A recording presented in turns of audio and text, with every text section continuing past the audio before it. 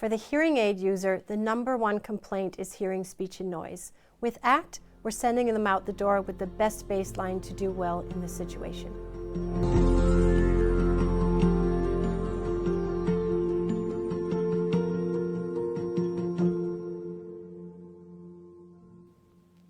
So first of all, short and sweet. What is ACT?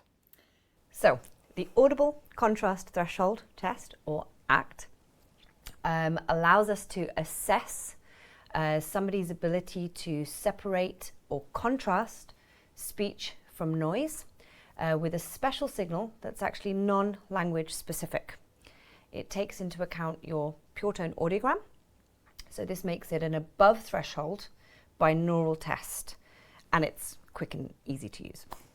So I see some very interesting perspectives here. So what do I need to get started? Very simple, really. You need an audiometer with an ACT license. You need headphones or insert earphones, both will work. Makes sense. And you need a client response button. As long as the client can perform audiometry, they can perform ACT. The other great thing about ACT is because it's performed in the same way as you would do pure tone audiometry using a Houston-Westlake method, 2 down, 1 up. It's really, really simple for clinicians to understand how to use it. So it's really quick to learn. I'd love to see how it's done. Can you show me? Yeah, absolutely.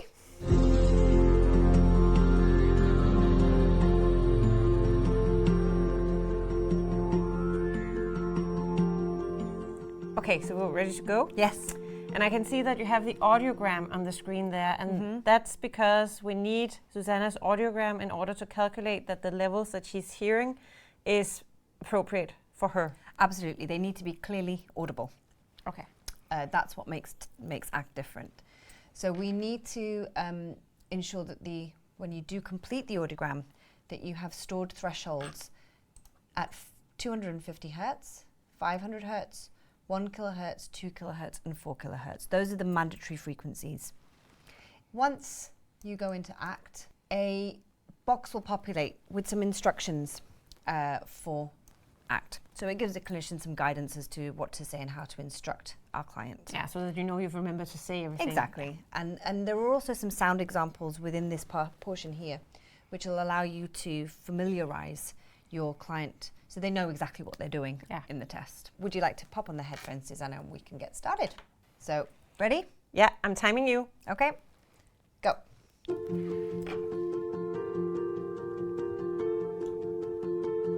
Okay, she responds now, so that means you make it softer. Absolutely. And it's in the same Houston-Westlake procedure. So, down by 2 steps and up by 1 if she doesn't respond.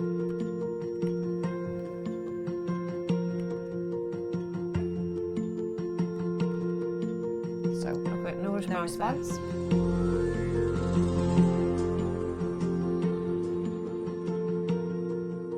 Wow, that was quick, 1 minute and 34. Yeah, I mean, Susanna has done this test before. On average, it does take roughly 2 to 3 minutes. But as you can see, we have our ACT value. So now we have an ACT value for Susanna. Yeah. Now what? What's the next step? Well, with ACT, the whole purpose of generating a value for ACT is so that we can help those with hearing aids with their number one complaint, and that is to hear speech in noise. And this is where Susanna comes in. Right, because what do you do with that complaint today? Right, in the clinic, for 100 years, we've been doing a pure tone audiogram. And that's all well and good, and it's a very important tool for us to have, but it doesn't directly address this concern that our users have. So we now have a tool that we can use to test above threshold and get that information to give the people the amount of help that they need in this situation. I think as a hearing care professional, the fact that you can address this pain point for the user and say, now I'm testing you at a level you can hear for a problem that you have, hearing speech and noise. I'm going to use that to fit your hearing aid in the right way. I think that's very powerful. It's a good way to establish trust and credibility very early on. So that's quite an interesting point that you're making here, because you're talking about the relationship between the client and the clinician and how this can be promoted through ACT. So how do you go about this? How do you see this? Well, what we're presenting here is new territory for our hearing care professionals, and I think, frankly, for the field of audiology, because you're now able to take this single act value, one act value per person, and use that to prescribe the right amount of help. We haven't had that before. We've used speech and noise tests more for validation purposes and for counseling, and those are also very good pursuits. But I think having something to help you up front, set the baseline correctly before you send your patient out the door, that's the valuable part where ACT can do something new. Okay, so how does this prescription work? I have an ACT value, and I can implement that into my Oticon Genie 2 fitting software.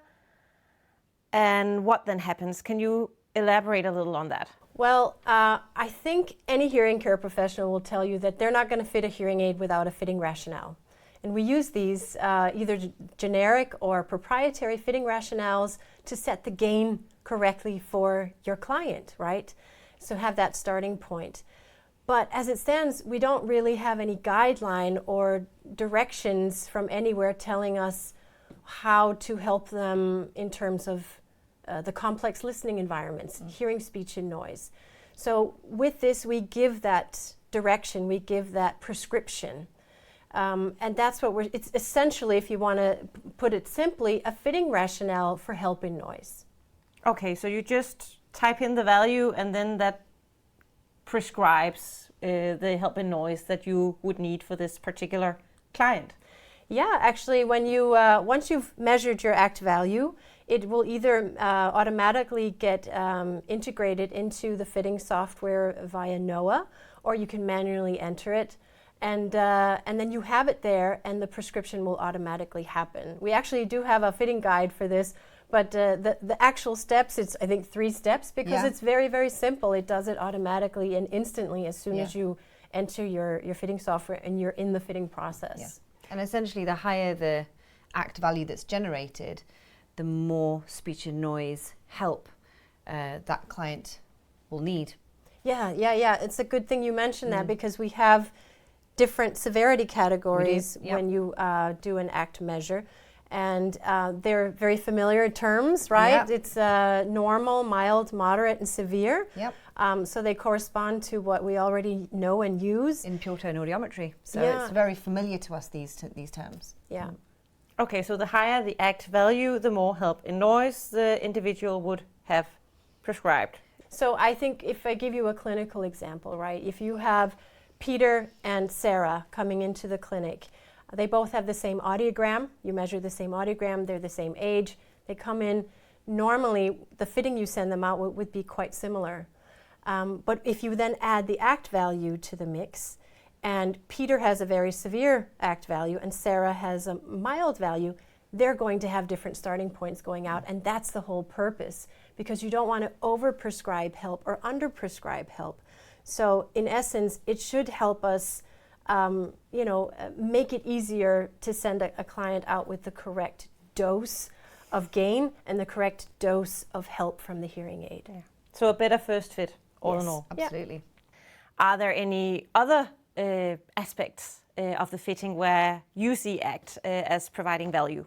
Well, another aspect of fitting for help in noise is also, it'll maybe help you choose which hearing aid, which handles you need in order to accommodate the needs of your client.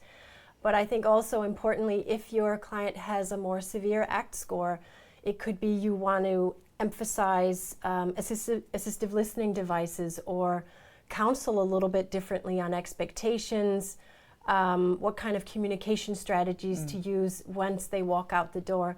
Because regardless of how we help with the hearing aid, they're going to need those extra strategies as part of their new life with hearing aids. So I see a lot of interesting perspectives in this, and I can't wait to get started. What do you see of future perspectives in having ACT? Well, it has to come back to, we're addressing the #1 complaint of people with hearing loss and hearing aids, which is hearing, speech, and noise. Yep. We now have the perfect diagnostic test to quickly and reliably tell us what the extent of the problem is for the individual, and we can apply the right amount of help when we have that. So for me, Exactly. that's the essence of it. Yeah.